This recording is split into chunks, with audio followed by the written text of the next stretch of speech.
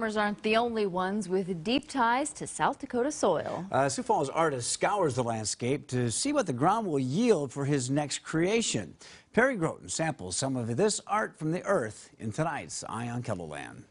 Brad Giebink considers the earth his personal palette.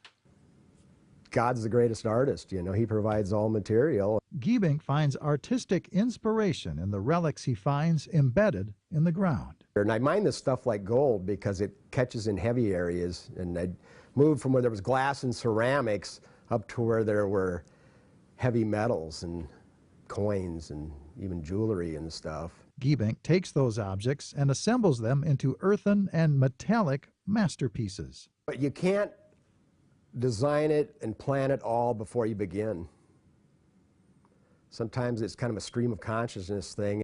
Giebink's fascination with earth art started with an earlier passion for prospecting in the Black Hills.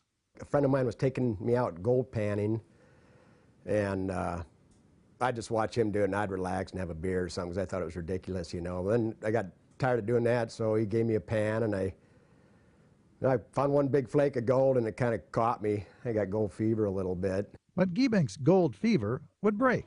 Now he searches for a different type of buried treasure, objects he can turn into art. I'm still a little boy on a pirate treasure hunt, really. Giebink will sometimes bring his family along on these treasure hunts. It's just a fun way to contribute, and then, you know, maybe a year down the road see that piece of, you know, rail spike that you found, see it in an art piece. A piece in Giebink's living room is made from old railroad trestle spikes. And I was able to take some crystals and some cut rock, oh boy, is that dusty, and make this river running through there and all this. Another piece includes meteorites, old ammo, and even rattlesnake vertebrae. If there's color to it, a shape to it, a pattern to it, anything that's just it. You never know what you're going to use. Giebink says he's not interested in selling his art pieces. He'd rather stay at home and look at them. And in some cases, they look back. It definitely looks lived in around here. It's a very unique, decorative, but he has a knack for it. I don't decorate very well. I am not good at it at all, and so it's nice to have a husband that has kind of an eye for decorations. But these pieces have potential far beyond household decor. The Giebinks would like to someday display them in a public gallery. Brad Giebink, who has a degree in geological engineering, will often research the relics he finds for their historical significance.